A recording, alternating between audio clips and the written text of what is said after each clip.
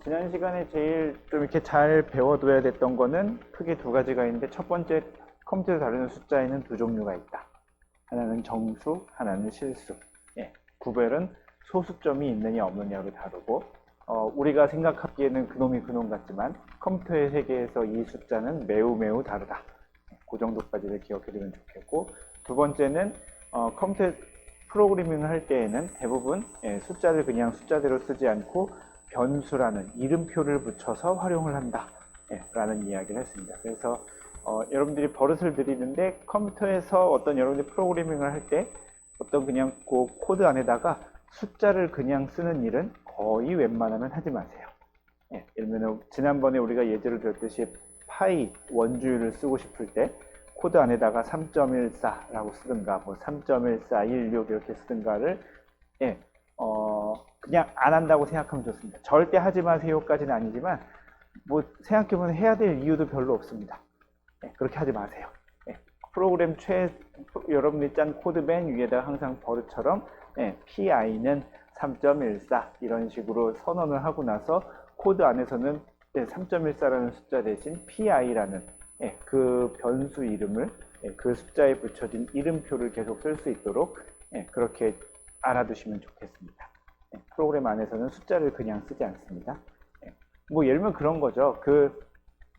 2파이r, 우리 2 곱하기 파이 곱하기 r 했는데 뭐 이 정도쯤은 거기서 숫자 이 정도쯤은 그냥 써도 괜찮겠습니다. 근데 사실 뭐 이건 여담이지만 어떤 사람들은 굉장히 강박적으로 그걸 하는 사람들이 있어요. 예를 들면 0하고 1을 0을 그냥 0이라고 안 쓰고 제로라고 변수를 만들어서 쓰는 사람도 있고요. 1을 1, ON이라고 이름을 붙여서 만들어서 쓰는 사람도 있습니다. 굉장히 강박적으로 그렇게 쓰는 경우도 있긴 한데 뭐 꼭 그래야 그 정도까지는 아니긴 하지만 뭐 프로그램 안에서 가능하면 코드 안에서 숫자를 그냥 쓰려고 하지 말고, 특히나 뭐 이렇게 3.14 뭐 이런 거 같이 뭐 예를 들면 중력가속도를 쓰고 싶으면 9.8을 썼겠죠. 뭐 그런 것들도 이렇게 그냥 숫자를 코드 안에다 쓰지 말고 반드시 걔에다가 이름표를 붙여서 변수라고 우리가 유식하게 부르는데 이름표를 붙여서 사용하는 버릇을 들이면 좋겠습니다. 그래서 뭐 우선순위 그리고 변수가 어떻게 프로그램 안에서 할당되는지 지난 시간에 열심히 뭐 이름표를 붙이는 거야 혹은 개의 주소를 저장하는 거야 라는 식의 이야기를 했습니다. 혹시 교과서를 읽어보셨나요? 읽으면 매우 친절하게 해당 부분이 설명되어 있는데 읽어보셨나요? 표정을 매우 잘 감추고 있습니다. 읽었다는 건지 안 읽었다는 건지 여러분들의 표정으로 알 수가 없는데 안 읽어보셨으면 집에 가서 다시 한번 읽어보시면 좋겠습니다. 요거 지난 시간에 한번 하려다가 시간이 없어서 못한 건데요. 그래서 요거를 잘 우리가 변수가 어떤 식으로 작동하는지 이해를 했다면 얘를 우리가 잘 이해할 수 있습니다. 코드를 한번 볼까요? 3줄짜리 코드입니다. 뭐 안 짜보고도 알 수 있습니다. 뭐가 출력될까요? 프린트는 참고로 그 변수 안에 있는 값을 출력하라는 어떤 함수입니다. 우리가 이제 배우게 될 건데요. 프린트라고 하면은 프린트 요 괄호 안에 있는 얘 변수명, 이 변수가 가리키고 있는 그 값을 출력하라는 함수입니다. 자, 이 코드의 결과물은 뭘까요? 객관식 3개 중에 하나 있을 것 같지 않으세요? 1번 5, 2번 8, 3번 에러. 뭐일 것 같으세요?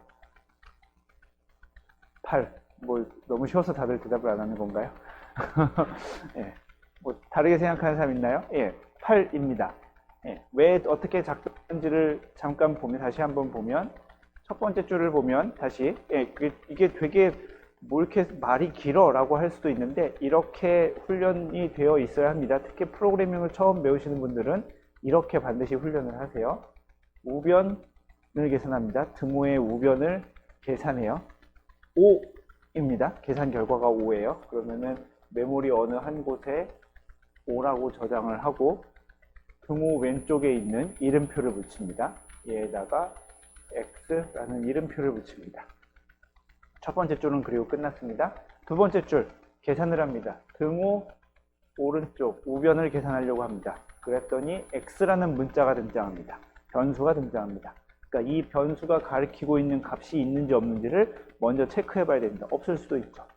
없을 수도 있었는데 다행히 우리가 앞에다가 x라는 이름표를 붙인 그 값이 있습니다. 5라는 값이 있는 그걸 가지고 와서 계산을 합니다. 5 더하기 3 계산을 했더니 8이 나오네요. 그 계산 결과를 메모리 어딘가에 저장해 놓습니다. 그 다음에 거기다가 이름표를 붙입니다. x. 파이썬은 그 전에 x가 뭘 가리키고 있었는지 하등 중요하지 않습니다. 그냥 x라는 이름표를 붙여 하는 순간 기존에 x가 가리키고 있던 게 혹시 있었다면 그 고리를 그냥 끊어버립니다. 이 고리를 끊고 x가 얘를 가리키게 만듭니다. 그래서 프린트 x를 출력해 라고 하면 8이 출력됩니다. 이렇게 출력이 되는데요. 그래서 첫 번째 일단 프로그래밍 처음 배우시는 분들은 이 문장이 어색할 수 있겠죠. x는 x 더하기 3? 야, 그게 말이 되냐? x가 어떻게 x 더하기 3이랑 같을 수 있어? 라고 하는데 다시 한번 강조하지만 프로그래밍에서 등호는 같다라는 의미를 가지는 게 아니라 뭐 대입이라고 말하는 사람도 있긴 한데 이 결과를 x가 대입해 라고 말하는 사람도 있는데 뭐 저는 수업 시간에 어떤 표현을 즐겨 쓰냐면 이름표를 붙이는 거야. 사실 그게 그겁니다. 이름표를 붙이는 작업입니다. 등호란 우변에 있는 식을 계산해서 좌변에 있는 변수로 이름표를 붙이는 작업을 말하지 결코 같다라는 것을 말하는 것이 아닙니다. 같은 거랑 하등에 상관이 없습니다. 그래서 얘는 생각보다 꽤 많이 쓰는 표현입니다. 프로그래밍에서. 무언가 여러분들이 카운팅을 한다고 생각합시다. 하나, 둘, 셋, 넷 센다고 생각해 봅시다. 그러면은 뭐 할 때마다 하나 세고 뭐 할 때마다 하나 세고 뭐 할 때마다 하나 세면 그 하나, 둘, 셋, 넷 세는 변수를 어딘가에 내가 몇 번 셌는지를 어딘가에 저장해야 된다고 칩시다. 내가 지금 10번 셌는지 20번 셌는지 125번 셌는지를 어느 변수에 저장해야 된다고 생각하면 그때마다 변수를 새로 만들면 변수가 너무 많이 낭비가 되겠죠. 그죠? 내가 한 번 센 거는 A에다 붙이고 두 번 셌어. 그럼 그 결과를 B에다가 세 번 셌어. 그럼 그 결과를 C에다가 넣으면 너무나도 많은 변수가 낭비가 될 겁니다. 그래서 보통 그렇게 내가 몇 번 셌는지 가리키는 변수는 그냥 하나 가지고 계속 재사용하면 됩니다. 내가 그 변수를 만약에 내가 몇 번 셌는지를 i라고 쓴다면 한 번 할 때마다 어떤 계산을 할 때마다 이렇게 코드를 붙인다면 내가 몇 번 셌는지가 이 i라는 변수에 저장이 되겠죠. 처음에 맨 처음에 한 번도 안 셌으면 i는 0에서 시작해서 무언가 한 번 했으면 여기다가 더하기를 해서 그럼 i가 1을 가리킬 거고 무언가 계산했는데 요 코드를 한 번 더 붙였다면은 그때는 i가 1이었으니까 더하기를 해서 i가 2가 저장되고 그 다음에 무언가 계산해서 이 코드를 또 어딘가에 붙여놨다면 기존에 저장되어 있던 i의 2에다가 더하기를 해서 3을 다시 i에다 저장하고 그러면은 i라는 변수 하나가 결국에 계속 내가 몇 번 그 계산을 수행했는지를 저장하는 카운팅 횟수를 저장하는 그런 변수가 될 겁니다. 그래서 이런 식의 표현을 굉장히 많이 쓰는데요. 이게 C에서 있었던 전통이고 파이썬이 그거를 이어받았는데 얘가 굉장히 많이 쓰는 표현이다 보니까 얘를 조금 줄여 쓰는 방법이 있습니다. 어떻게 줄여 쓰면 되냐면 이렇게 줄여 쓸 수 있습니다. 몇 글자 줄었나요? 한 글자 줄었죠? 그래서 그거 그냥 한 글자 쓰고 말지 이럴 수도 있으나 의외로 꽤 많이 접할 수 있는 코드 표현입니다. 이렇게 무언가를 계속 이렇게 누적해서 덧셈을 할 때 이렇게 쓰지 않고 이렇게 쓰는 경우가 제법 있습니다. 그래서 이렇게 짜든 이거는 여러분들의 코드 스타일입니다. 여러분들의 코딩 스타일이 이런 걸 선호할 수도 있고 이런 걸 선호할 수도 있는데 가르쳐드리는 이유는 누군가가 남이 이렇게 짠 코드를 봤을 때 저렇게 하는 거군 이라는 것을 기억하는 정도로 알아두셨으면 좋겠습니다.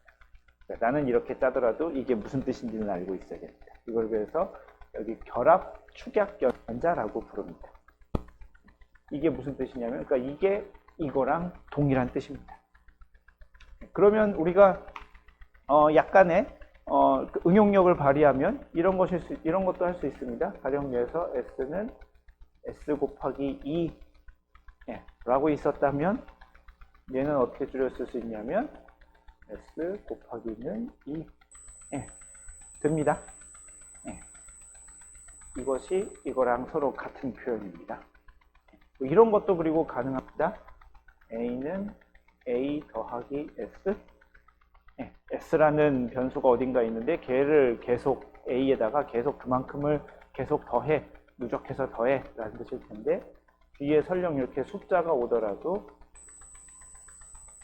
이렇게 가능합니다. 이런 것을 우리가 축약 연산자라고 부릅니다. 무슨 뜻인, 적어도 무슨 뜻인지 정도쯤은 알아둬야 됩니다. 지난 시간에서 우리가 설명을 하려다가 시간이 조금 늦어서 못했던 부분입니다. 오늘부터는 IDLE를 쓰도록 합시다. IDLE에서 그 창을 열어서 소스 코드를 쓰는 법을 해보니까 프롬프트 안 하고 무언가 스크립트를 써서 실행하는 것으로 오늘부터 그렇게 하려고 합니다. 그거를 먼저 잠깐 시간을 내서 잠깐 해볼까요? 자, 컴퓨터를 켜고 준비가 됐죠? 그러면은 IDLE를 열어봅시다. IDLE 열면은 이런 창이 떴었죠? 프롬프트가 떴었습니다. 자, 그렇게 만들어 두고 우리가 여기 지금 IDLE를 열면 이렇게 생겼었습니다. 그래서 여기다가 신나게 작업을 했었습니다. 뭐 4 더하기 13 하면 이렇게 나오고 그랬었는데 요거는 아주 매우 간단한 코드를 짜는 데만 좀 써먹을 만 하고요. 좀 더 제대로 하고 싶으면 여기 파일에 New 파일이라고 있습니다. 얘를 클릭해 봅시다. 파일에 New 파일을 클릭하면 이렇게 아무것도 없는 빈 창이 하나 뜰 겁니다. 그죠? 다 뜨나요? 여기는 그리고 프롬프트도 없습니다. 그죠? 그리고 왜 쳐서 엔터를 치면 뭐 아무 일도 일어나지 않습니다. 그래서 이게 무슨 일을 하는 거냐면 이 무슨 일을 하는 것에 대해서 아주 잠깐 간단하게 이야기를 하려고 하는데요. 우리가 지금 배우고 있는 파이썬이 프로그래밍 언어죠. 그렇죠? 프로그래밍 언어인데 컴퓨터에 쓰는 프로그래밍 언어는 아주 크게 두 종류로 나눌 수 있습니다. 아주 크게 두 종류로 나눌 수 있습니다. 하나는 컴파일러 방식이라는 게 있고요. 하나는 인터프리터 방식이라는 게 있습니다.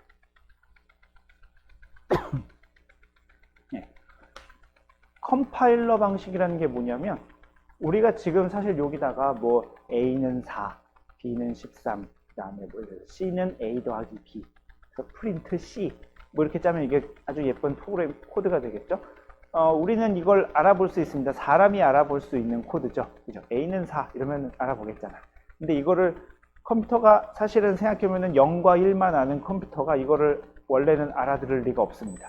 컴퓨터는 아까 했지만 컴퓨터는 0하고 1밖에 모르거든요. 그 전구가 켜졌네 안 켜졌네, 여기 불이 들어왔네 안 들어왔네, 전자가 있네 없네, 요거밖에 모릅니다. 그러니까 A는 4라고 적어두는 것을 컴퓨터는 원래 원칙적으로 알 리가 없습니다.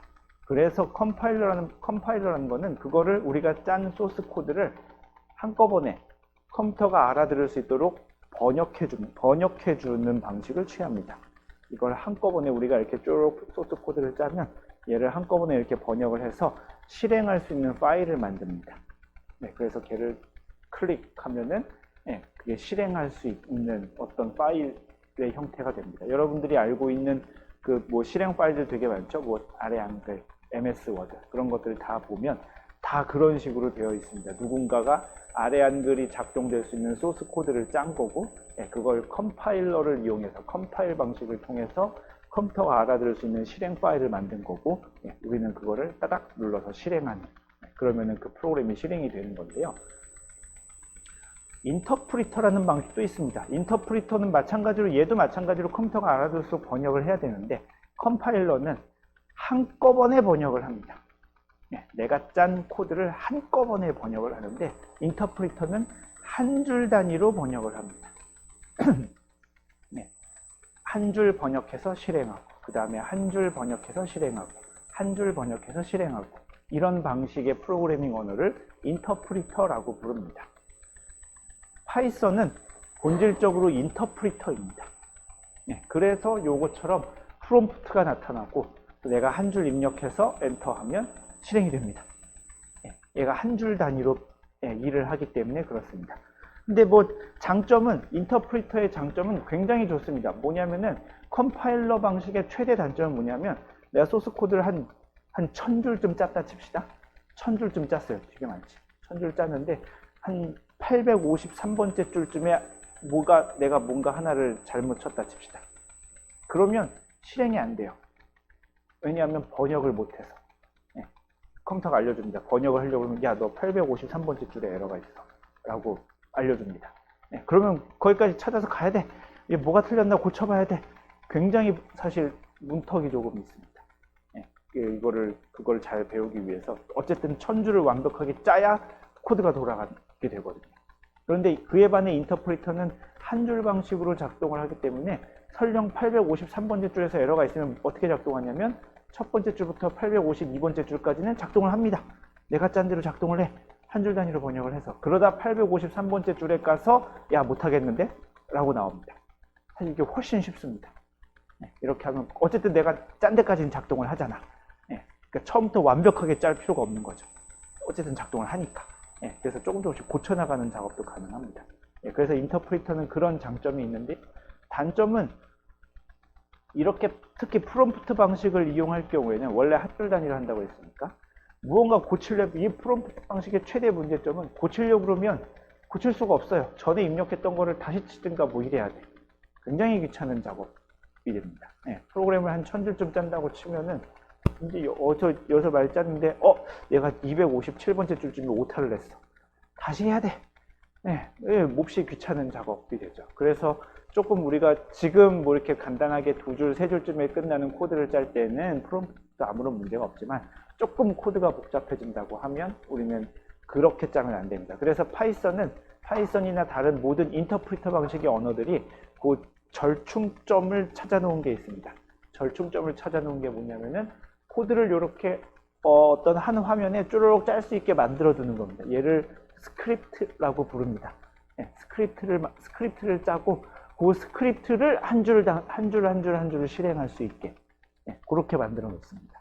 프롬프트는 한 줄 입력하면 즉각적으로 결과 반응이 나오는데, 얘는 스크립트 방식으로 짜두면은 내가 한 번에 쭉 짤 수 있습니다. 근데 파이썬은 기본적으로 인터프리터니까 한 줄 단위로 실행은 한 줄 단위로 합니다. 그러다가 이제 에러가 나오면 거기서 멈춰서 야, 모르겠는데? 라는 방식으로 작동을 할 겁니다. 그래서 우리 꽤 괜찮은 방식입니다. 그 중간에 절충점이어서 꽤 괜찮고요. 그래서 우리가 짜는 모든 프로그램은 앞으로 이번 학기 내내 이 스크립트 방식으로 여러분들이 코드를 짜서 제출을 합니다. 자, 그럼 그래서 우리가 지난 시간에 했던 온도 변환하는 프로그램을 만약에 스크립트 방식으로 짠다고 하면 이렇게 되는 거죠. 템퍼러처인데, 템퍼러처니까 변수 이름을 잘 정해야 될 텐데, 짜기 나름입니다. 템퍼러처니까 T라고 써볼까요? T인데, 셀시우스는 24.5도인데, 템퍼러처의 파레나이트 타입으로는 얘를 어떻게 변환하면 되냐면은, 셀시우스 온도에다가 곱하기 1.8을 하겠죠? 나누기 5 곱하기 9니까 곱하기 1.8입니다. 그 다음에 더하기 32. 32 해도 되고 32.0 해도 좋습니다. 이렇게 한 다음에 요 셀시우스 스크립트 타입의 여기서는 그냥 변수 이름만 쓰면 안 됩니다. 어쩌라고가 됩니다. 여기서는 스크립트 방식으로 넘어오면은 무언가 출력하고 싶다면 반드시 요 print라는 함수 이름을 써야 되고요. 그리고 ideally는 꽤 괜찮은 기능 중에 하나가 함수 이름을 맞게 치면 이렇게 색깔을 바꿔줍니다. 내가 PRIN까지 할 때는 아무 일이 없었는데 PRINT를 쓰는 순간 색깔이 약간 보라색으로 약간 바뀝니다. 그러면 이게 마음의 위안을 얻습니다. 아, 내가 맞게 쳤구나 라는 마음의 위안을 얻을 수 있게 됩니다. 그리고 이렇게 이게 뭐가 있나 보지? 라는 걸 알게 됩니다. 프린트 괄호 열고 tf 합니다. 요게 하면은 요게 소스 코드를 짠 겁니다. 예. 얘를 실행하려면 어떻게 되냐면은 요게 run이라는 메뉴가 있습니다. 그리고 run 모듈을 실행하면 됩니다. 귀찮으면 그냥 키보드 F5 단축키를 누르면 실행이 됩니다. 실행이 되면 실행을 하려고 하면은 뭐 메시지가 나옵니다. 무슨 뜻이냐면 야 너 이거 저장해야 실행할 수 있어 라는 뜻입니다. 저장할 거야? 라고 당연히 저장하면 되죠. 그러면은 어디다 저장할 거니? 라고 이제 이런 식으로 저장하게 나옵니다. 뭐 문서에다가 저장해 볼까요? 문서에다가 뭐 파일 이름을 적당히 쓰면 됩니다. 여러분들 그 학번 뭐 언더바 1.p 뭐 이렇게 쓰면 되겠죠? 뭐 이러면 저는 이게 제 4번입니다. 6자리 4번인데 뭐 언더바 1 하고 저장을 하면은 이렇게 저장을 하면 실행이 됩니다. 그리고 여기 실행 결과가 이쪽 프롬프트 창에 나옵니다. 여기 보면은 C 드라이브 유저지의 유저의 더큐멘트에 206316 언더바 1.py라는 파일을 실행했고 그 결과는 76.1이야 라고 결과가 나오는 겁니다. 그래서 여러분들은 앞으로 제출을 할 때 요거를 제출하면 됩니다. .py로 되어 있는 요 파일을 제출하면 됩니다. 아까 저장할 때 디렉토리를 정했을 텐데 그 디렉토리에 가면은 파일이 있습니다. 지금 저는 아까 문서라는 폴더에 저장했었고 보면은 206316 언더바 1.py 그래서 아까 제가 확장자를 보이라고 해놓은 이유가 이렇게 구별하기 위함입니다. 여기 보면은 .py라고 이름이 써 있고 이 .py로 끝나는 파일들은 그러니까 파이썬 소스 코드 스크립트 파일인 겁니다. 그래서 얘네들을 나중에 그 LMS에다가 제출하시면 되겠습니다. 이해가 되시나요? 무슨 말인지? 뭘 몹시 쉬운 말들을 하고 있다고 생각할 수도 있는데 이렇게 그래서 앞으로 IDLE를 활용해서 제출하시면 됩니다. 이렇게 IDLE를 이렇게 쓰면 뭔가 잘못했어. 예를 들면은 뭐 곱하기 1.8 별로야. 나누기 5.0 곱하기 9.0으로 바꿀래. 뭐 그게 그거긴 하겠으나 뭐 이렇게 바꿀래 라고 이렇게 바꿔도 잘 실행이 됩니다. 여기서 다시 단축키 F5를 누르면 실행하고 싶어? 저장해 라고 하면 저장 누르면 저장되고 76.1 나옵니다. 이거는 왜 어디다 저장할 거냐고 안 물어봤을까요? 아까 한번 저장했으니까 거기다 그대로 덮어쓰기가 되고 76.1이라는 결과가 나오고 이런 식으로 요걸 쓰면 되고요. 사실 그래서 요런 것들을 뭐 개발 환경이라고 부르는데 요 개발 환경이 삐까뻔쩍한 프로그램이 굉장히 많습니다. 그래서 혹시 알고 있다면 뭐 그런 것들을 쓰면 됩니다. 예전에 제가 사실 맨 처음 파이썬을 가르칠 때도 요런 개발 환경들을 좀 가르쳐 본 적이 있었는데 뭐 파이차미니 뭐 이런 것들을 쓰도록 해본 적이 있는데 약간 장단점이 있더라고요. 그러니까 맨 처음 프로그래밍을 접한 사람들은 파이썬이 뭔지도 모르는데 뭐 통합 개발 환경이 뭐라고 막 이렇게 되는 문제가 좀 있어서 최대한 그런 곁다리 것들은 빼고 하느라 요 수업 시간에는 그런 것까지 이게 하지 않게 되었지만 좀 관심이 있는 사람들은 인터넷에 파이썬을 위한 통합 개발 환경으로 검색하면 추천하는 게 이만큼 뜰 겁니다. 그러면 받아다가 뭐 그게 좋아? 막 이러면서 써보면 손에 익으면 사실 이거보다 훨씬 더 좋습니다. 그래서 뭐 필요한 사람들은 쓰면 되겠습니다. 오늘은 문자열 혹은 타입에 대해서 이야기를 해보려고 합니다. 자, 뭐 우리가 한 번밖에 안 배웠지만 그래도 지금까지 뭔가 배운 게 있습니다. 파이썬으로 우리는 뭘 할 수 있는가를 생각해 보면 계산을 시킬 수 있죠.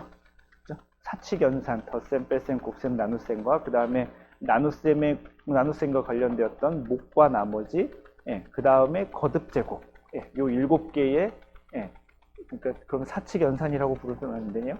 그렇다고 7칙 연산은 아닌데 뭐 아무튼 연산하는 법을 배웠습니다. 그리고 거기에다가 변수라는 이름표를 붙여서 쓸 수 있다는 것을 배웠습니다. 컴퓨터가 할 수 있는 것, 할 수 있다고 배운 게 뭐냐면 숫자를 가지고 산술 연산하고 그리고 뭐 결과를 화면에 출력하는 거 했습니다. 그죠? 뭐 변수명하고 엔터 치면 나왔었고 그리고 사실 변수명하고 엔터 치는 거는 그 프롬프트에서만 되는 방법이고요. 좀 아까 방금 슬라이드에서 봤던 건데 조금 더 예쁜 방법 그리고 표준적인 방법은 뭐냐면은 print 영어로 print라고 하는 것을 쓰는 겁니다. print print하고 괄호 열고 내가 추적하고 싶은 값 혹은 변수를 쓰고 괄호 닫고 를 하면은 만약에 거기다가 숫자 1, 2, 3 뭐 3.14 이런 걸 적었다면 그 숫자 그대로 출력이 될 것이고 어떤 변수 이름을 썼다면은 그 변수가 가리키고 있는 값이 출력이 될 겁니다. 지금 벌써 이 스크린 화면에만 봐도 숫자는 하나도 없습니다. 그죠? 문자만 잔뜩 출력하고 있네요. 그리고 뭐 여기 그림도 있고 여기 뭐 이렇게 그림 조금 있고 뭐 여기도 여기 그림 있고 여기 색깔도 칠해져 있고 뭐 그리고 이런 수많은 글자들이 있습니다. 도대체 얘네들은 어떻게 하란 말인가? 프로그래밍 우리가 한다고 하면은 이런 문자열을 다뤄야 될 일도 벌어질 텐데 이런 문자들은 어떻게 다루지? 카톡에 쓰는 그 문자열들, 뭐 웹페이지, 이런 PPT 화면 이런 것들에 있는 수많은 글들은 우리가 프로그래밍에서 어떻게 처리할 것인가? 라고 우리가 생각할 수 있습니다. 그래서 컴퓨터에는 우리가 지난 시간에 정수 그리고 실수라고 부르는 자료 형태가 있다고 배웠는데 세 번째의 자료 형태를 배우게 됩니다. 세 번째 자료 형태는 문자열입니다. 그러니까 컴퓨터에서 다루는 어떤 객체가 정수를 다룰 수 있었고 실수를 다룰 수 있었는데 세 번째로 문자열을 다룰 수 있습니다. 마치 그러니까 숫자와 같이 어떤 정해져 있는 그런 겁니다. 그걸 우리가 클래스 혹은 객체 뭐 이런 말을 부릅니다. 자, 문자열 영어로 string이라고 부르고요. 뭐 줄여서 str이라고 쓰기도 합니다. 이런 겁니다. 애플, 우리는 한국 바나나, 뭐 이런 것들 우리가 애플, 바나나 뭐 이런 문자열을 쓰고 싶으면 어떻게 하면 되냐면은 양 끝에다가 따옴표를 붙입니다. 문자열 양 끝에 따옴표를 붙이면 컴퓨터는 걔를 문자열이라고 인식을 합니다. 따옴표를 안 붙이면 어떻게 될까요? 변수 이름인 줄 압니다.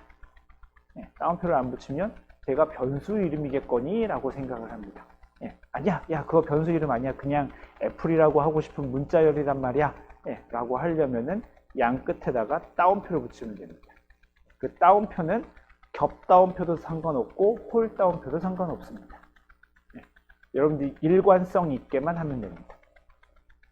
그 코딩하는 스타일에 대해서 달립니다. 뭐 어떤 사람들은 겹 따옴표를 좀 선호하는 사람들이 있고요. 어떤 사람들은 싱글 따옴표를 선호하는 사람들이 있는데 뭐 섞어 쓰지만 않으면 됩니다. 이런 식으로 쓰면 안 됩니다. 카메라를 시작은 헛으로 여기 작은 따옴표, 큰 따옴표라는 말을 썼는데 시작은 작은 따옴표, 닫는 건 큰 따옴표 이렇게 쓰면 에러가 납니다. 뭔가 이상하구나 이러면서 에러를 내렸습니다. 그러니까 여러분들이 일관성을 지켜서만 작업을 하면 양 끝을 따옴표로 감싸면 컴퓨터에서는 걔를 마치 정수, 마치 실수 뭐 이런 것과 같은 어떤 타입으로 보게 됩니다. 문자열이라는 타입이 됩니다. 자, 그러면은 얘를 실행하면 뭐가 될까요? 처음에 위에 num은 10이라고 해놨습니다. 그 다음에 print 괄호 열고 num 했고 print 괄호 열고 따옴표 num 따옴표 괄호 닫고 따옴표 한 다음에 괄호 닫았습니다. 자, 첫 번째 줄을 실행하면 아무 일도 벌어지지 않겠죠? 자, 두 번째 줄을 실행합니다. print니까 어쨌든 뭔가 화면에 나올 겁니다. 두 번째 줄을 실행하면 화면에 뭐가 찍혀야 될까요? 10. 세 번째 줄을 실행하면 뭐가 찍혀야 될까요? num이 나와야 됩니다. 여기 따옴표를 안 쓰면 얘는 변수 이름입니다. 변수 이름이니까 num이라는 꼬리표가 붙은 num이라는 꼬리표가 달려있는 그 값을 찾아내려고 찾아서 이렇게 출력을 할 것이고 만약에 없으면 에러가 났을 겁니다. 근데 위에 이렇게 num이라는 꼬리표를 썼으니까. 근데 여기서 따옴표를 썼기 때문에 이 따옴표를 쓰는 순간 얘는 변수 이름이 아니라 어떤 문자열을 가리키게 됩니다. 그 문자열을 그냥 그대로 출력만 하면 됩니다. num이라는 문자열이 출력이 됩니다. 참고로 이렇게 하면 화면에 따옴표는 출력되지 않습니다.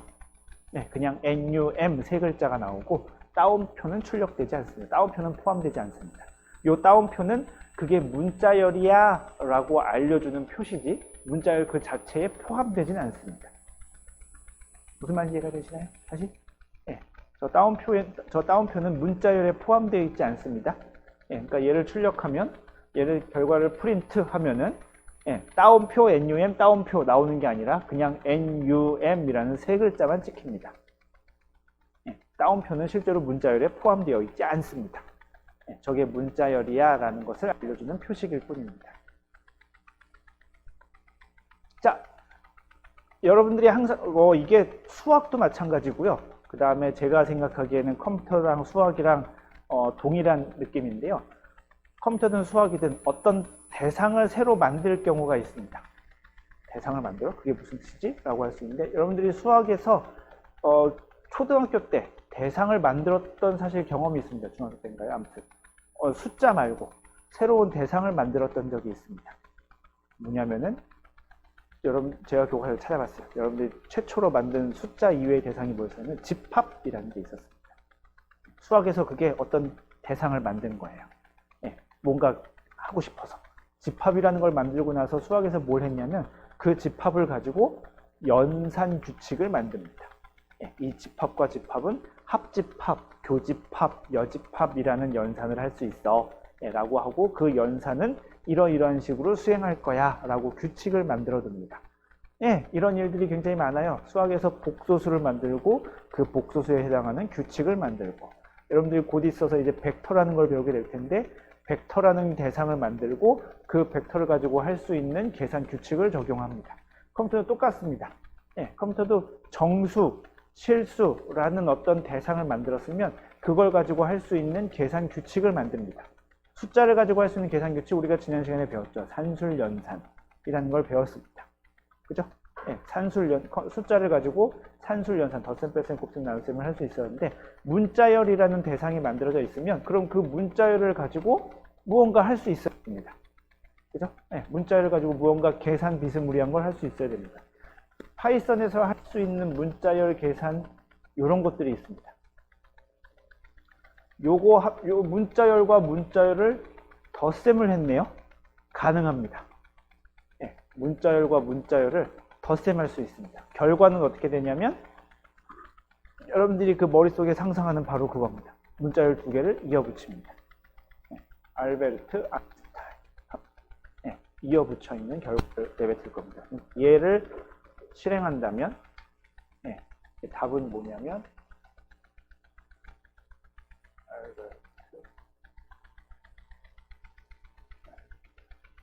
이렇게 될 겁니다. 중간에 띄어쓰기는 없습니다. 네, 중간에 띄어쓰기, 예, 알아서 띄어쓰기 해주지 않습니다. 띄어쓰기를 하고 싶었다면, 예, 어떻게 하면 되냐면은, 요 T하고 따옴표 사이에 뭐 공백을 한 칸 넣든가, 예, 뭐, 요 따옴표와 이 사이에 공백을 한 칸 넣든가, 예, 뭐 그렇게 했다면은 공백이 삽입됐을 수 있었겠죠. 혹은 이렇게 할 수도 있습니다. 알베르트 더하기 따옴표, 여기 한 칸 띄고 따옴표, 이러면 공백 한 글자를 갖고 있는 문자열이 됐겠죠. 그 다음에 더하기 아인슈타인, 뭐 이렇게 했으면, 네, 공백 한 글자가 들어갔을 수 있겠습니다. 이렇게 하면은 공백 없이 그냥 이렇게 되고요.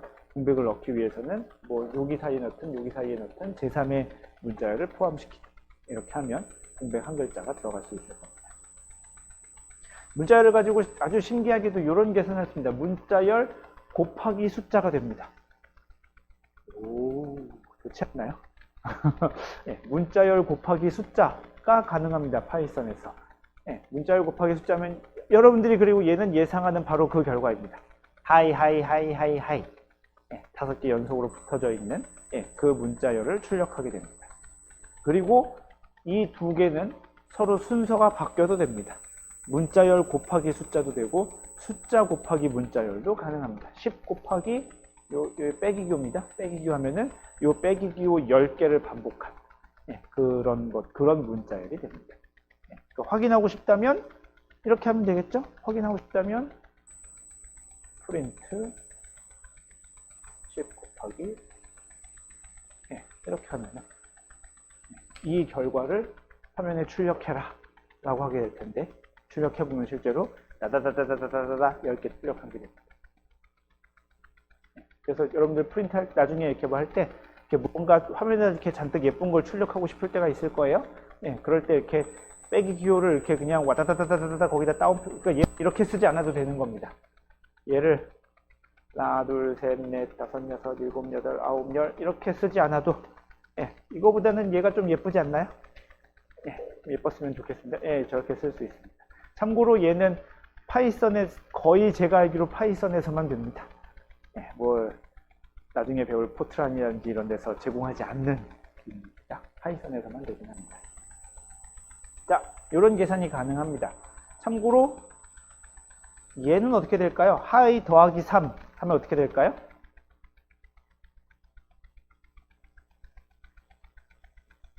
어떻게 되는지 보려면 소스 코드를 짜보면 됩니다. 한번 짜볼까요? IDL 창에다가 한번 해볼까요? 해보면 좋습니다.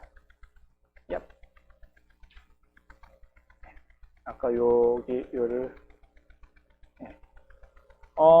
이걸 만약에 그냥 여기다가 이거 지우고 다시 쓰면 요 저장했던 요 파일을 덮어 쓰게 됩니다. 그죠? 그거를 원치 않는다면 새 파일을 열어야 됩니다. 파일에 뉴 파일을 열어야 됩니다. 기존의 거를 쓰고 싶지 않아, 기존의 걸 덮어 쓰지 않을 거야 라고 하면은 뉴 파일을 새로 열어야 됩니다. 이렇게 그러면 새로 창이 뜹니다. 그리고 얘를 이제 더 이상 안 볼 거야 라고 하면은 여기 닫아주면 됩니다. Close Window.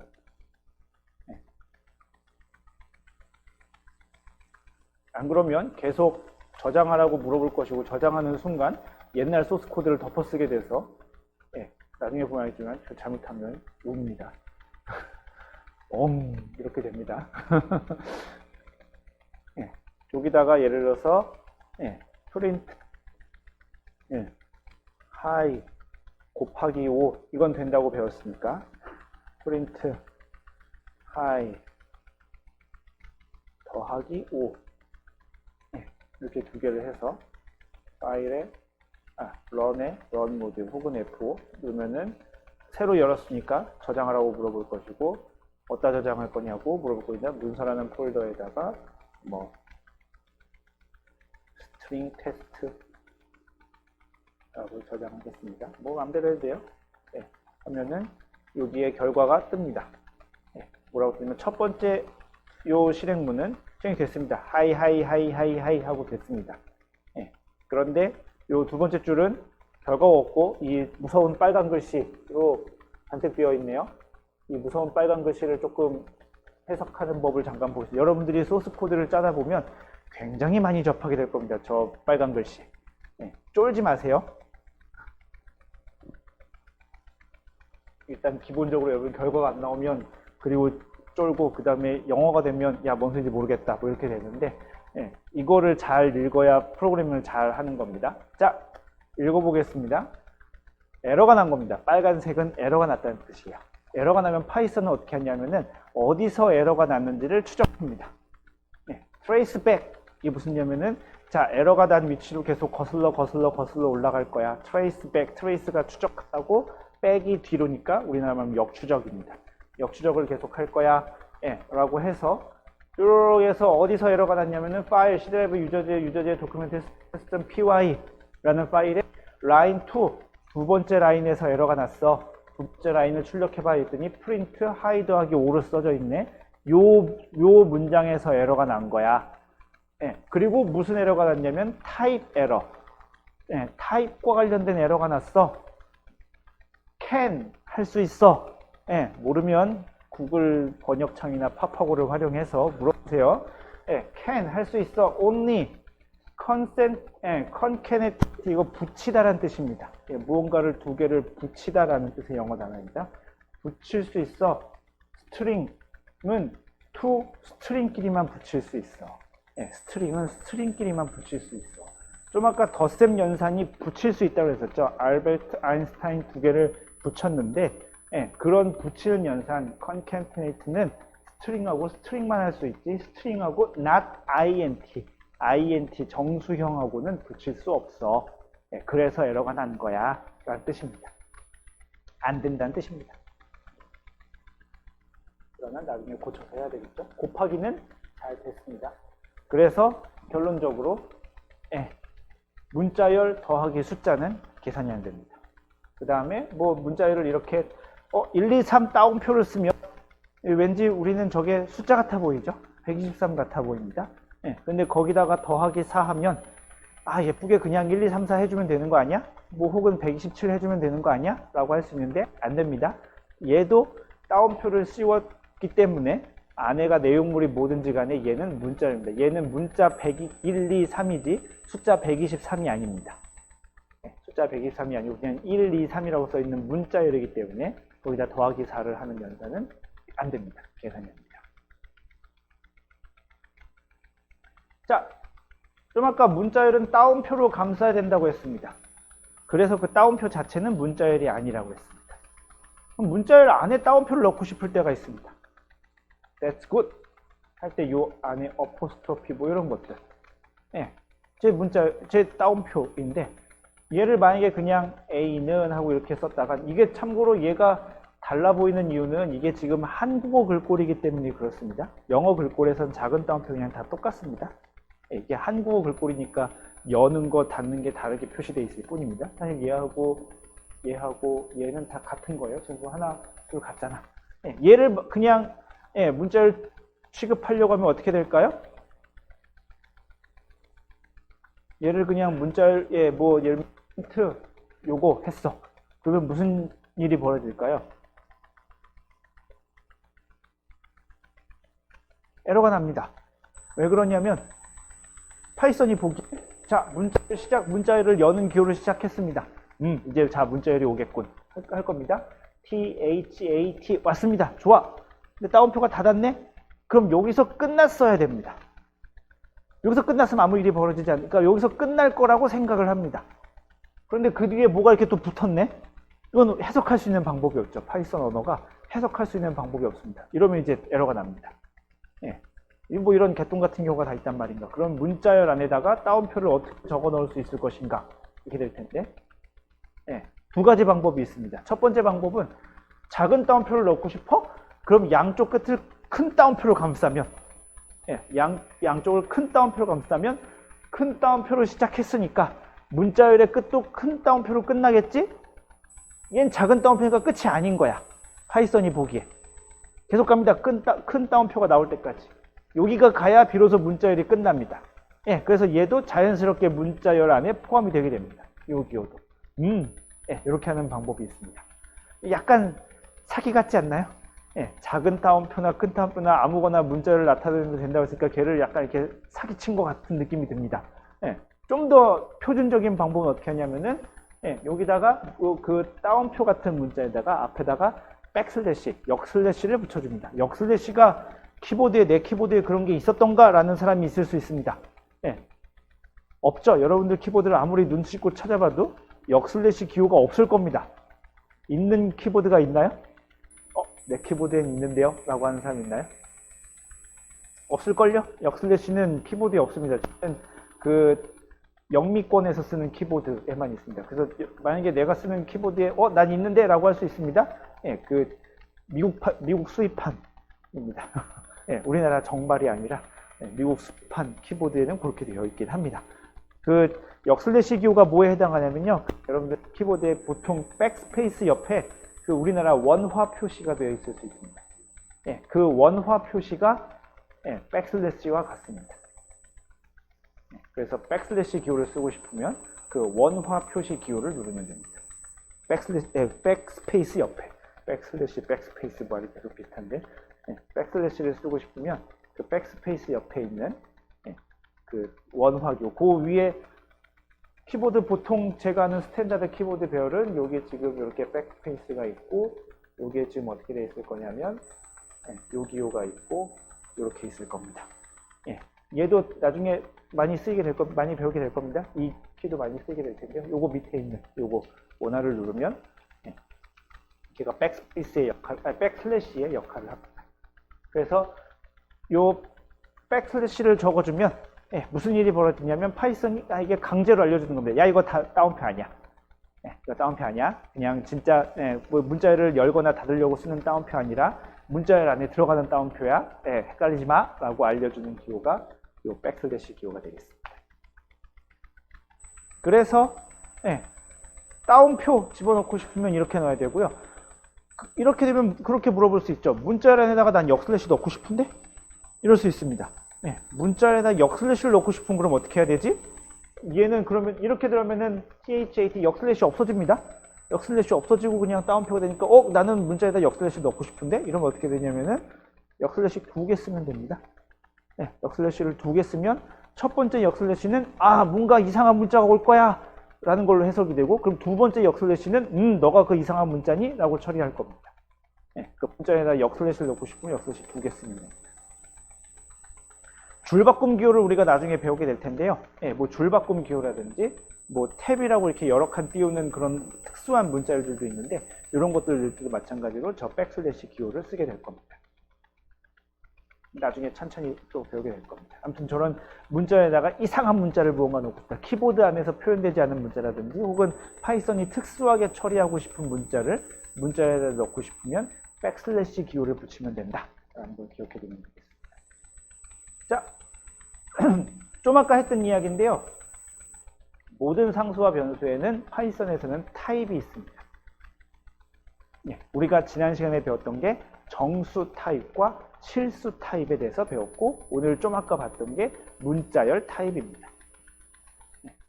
자, 그래서 어떤 것이 어떤 타입인가, 그리고 변수가 그걸 가리키고 있으면 그 변수에도 타입이 지정이 됩니다.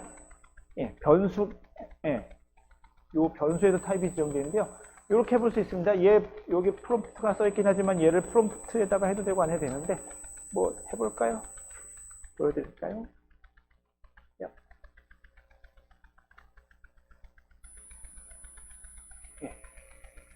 여기다가 x는 10, 아무 일도 벌어지지 않을 거고, 근데 x의 타입이 무엇이니? 라고 물어본다면, 얘는 클래스 int야. int가 정수형이라는 뜻입니다. 정수형 타입, 정수형 가지고 있는 뭐 변수겠죠. x는 변수니까. 그래서 모든 상수와 모든 변수에는 타입이라는 게 있고, 그 타입에 적합한 연산이 지정되어 있습니다. x는 3.14 하고서는 x의 타입이 무엇인가 라고 물어본다면 얘는 클래스 float이라고 써 있습니다. 이게 실수형입니다. 실수형이 리얼이라고 써 있으면 좋겠는데, 그리고 이게 헷갈리는데 나중에 여러분이 포트라는 쟤를 리얼이라고 또 실제로 부릅니다. 리얼인데 파이썬에서는, 그리고 다른 일반적인 언어에서는 실수형 변수를 가리키는 단어가 float이라는 단어를 씁니다. float. 사전에서 찾아보면 float이 뭐라고 써 있냐면은 둥둥 떠다니다, 부유하다, 뭐 이렇게 둥둥 떠다니면 그걸 가리킵니다. 그게 왜 실수지? 그거랑 실수랑 뭔 상관이지? 라고 할 수 있는데, 걔에 대해서 우리가 나중에 천천히 배우게 될 겁니다. 실수는 float이라는 표현을 씁니다.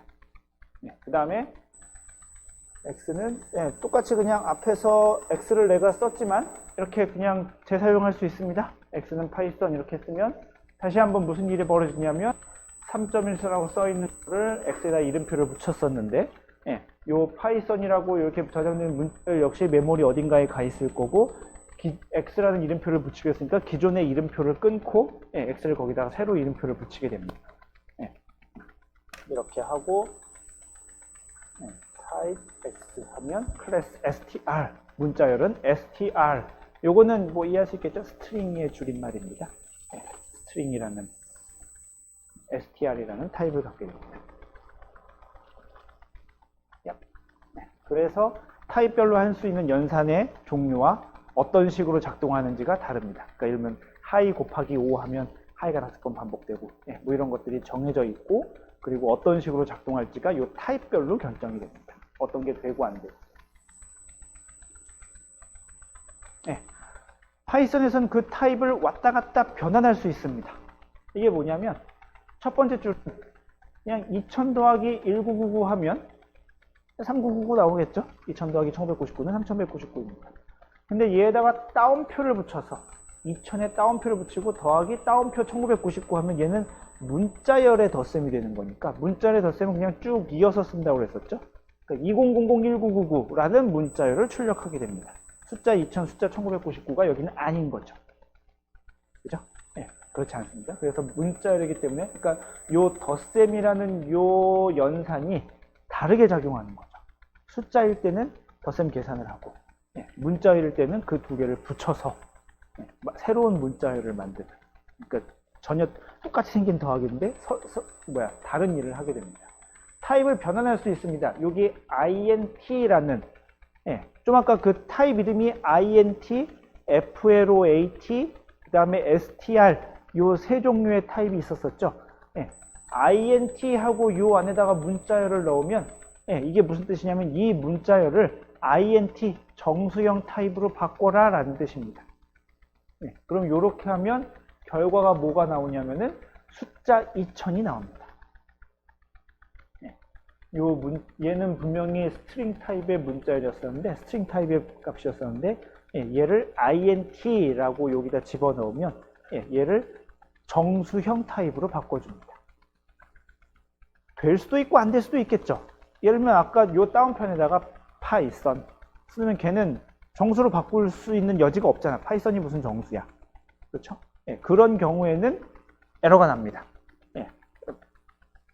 불평을 합니다. 너가 정수로 바꿀 수 없는 것을 정수로 바꾸려고 시도하고 있구나. 그럼 안 된단다 하고 에러를 내뱉을 겁니다. 이처럼 이렇게 누가 봐도 정수로 생긴 것들만 정수로 바꿀 수 있습니다. 그러면은 이렇게 하면은 정수로 바뀌었고 얘도 정수로 바뀌니까 계산 3999가 나옵니다. 마찬가지로 1, 2, 3 곱하기 4 하면 492가 나오겠죠? 492입니다. 근데 요 1, 2, 3을 괄호 안에다가 str 해도 그 괄호 안에다 넣어주면 요 str은 마찬가지로 그 안에 들어와 있는 것을 문자열로 바꿔주는 그런 함수입니다. 그러면은 요 결과는 뭐냐면은 1, 2, 3이라는 내용물이 담긴 문자열 1이 나오게 되고, 그럼 거기다 곱하기 4를 하면 문자열 곱하기 숫자니까 똑같은 문자열을 4번 반복하게 됩니다. 1, 2, 3, 1, 2, 3, 1, 2, 3, 1, 2, 3 이렇게 됩니다. 그래서 타입을 변환할 수 있고 타입에 따라서 계산 결과가 달라집니다.